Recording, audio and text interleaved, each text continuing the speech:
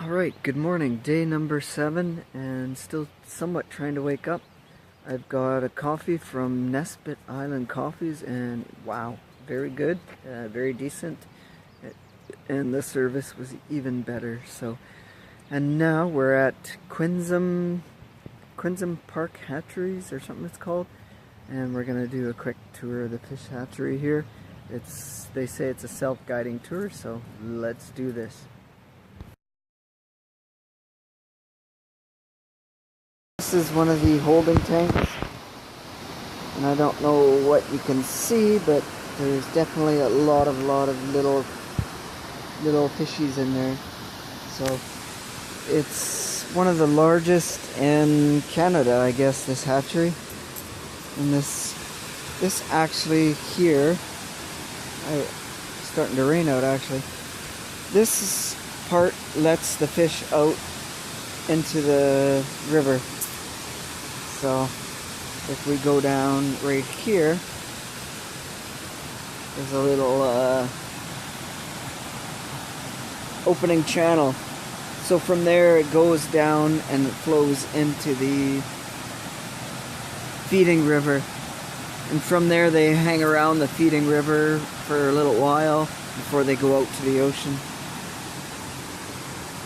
So let's see if we can pick this up clear.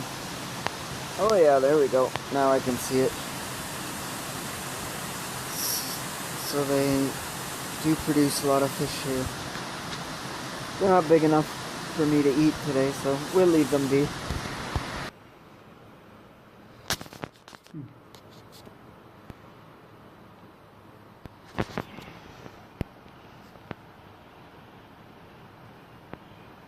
I guess this is a channel that leads to the stream that releases them, so I thought maybe they hand released them because I've seen that in some areas or some streams, but not here. And later they won't let us into the bigger channel where they have the bigger fish. I've seen bigger fish there, but so there we go. That holding tank we just saw leads down this path right up into the distribution center and out into the river. And the interesting thing about I don't know what I was gonna say, forgot already. Yeah. Yeah, I remember what I was gonna say. The way fish find their home back to where they were born is through smell. They smell and sense the water. So isn't that an incredible thing that they can do that? So crazy thing. So I don't know if that'll happen in my life, if I'll go home based on smell back to the prairies, but I don't want to go back there. I don't like minus 30. So.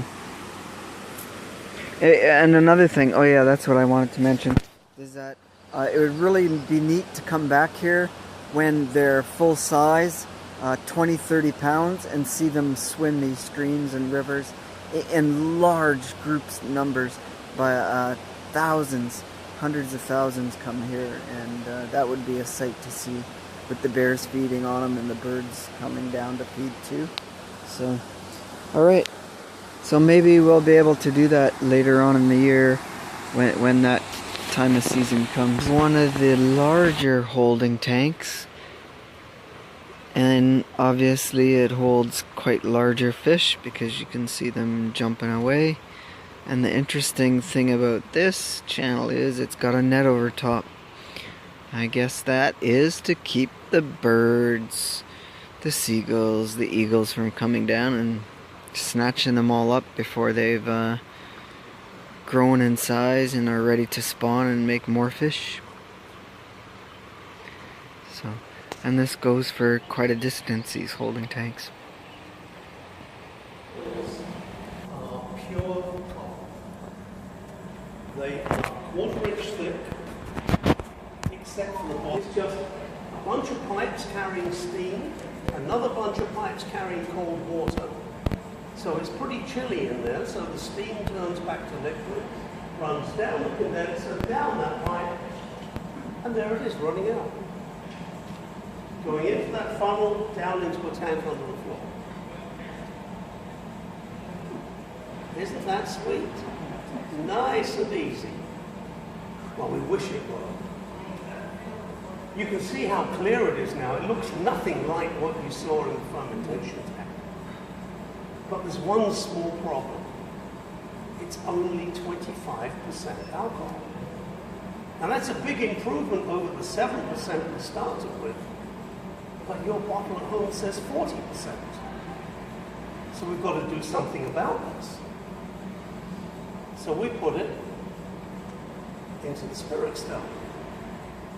Now this time, because all we have to get rid of is water, we only heat it up to 85 degrees. The alcohol still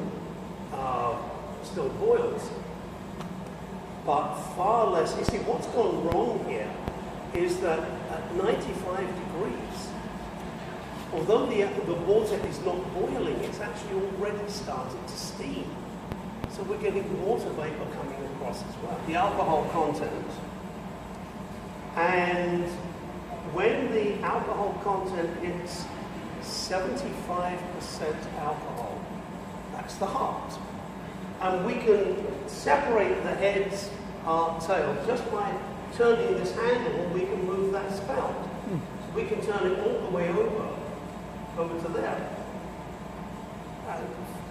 to change the flow direction. The heart of the run is from 75% down to 65%. Under 65% is too weak. That's the tails. Think about that for a minute. 65% is too weak. Now this is a Scottish process, and of course nothing goes to waste. So there's a lot of alcohol in the heads and tails, so we save that up. The next time we run the spirit still, we'll add in the heads and tails from this run, just to squeeze some more alcohol out of them. But the heart of the run, well, we'll pass that one around. That's just for smelling, do not sample it. Smell that. Now that is 75?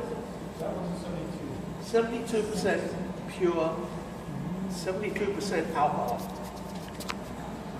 Yeah. It smells similar to an Everclear almost. Far superior. Yeah. I'm just saying the Yeah, smell is yeah. similar, yeah. Yeah. That's very sweet. Did you notice the sweetness of it? Yeah. It smells good. Yeah. Very nice.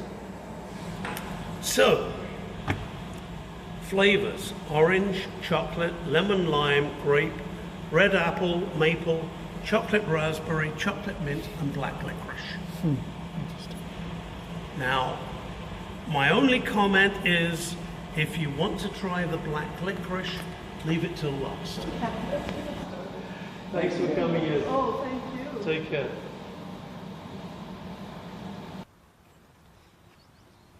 So we're outside overlooking the field of the distillery,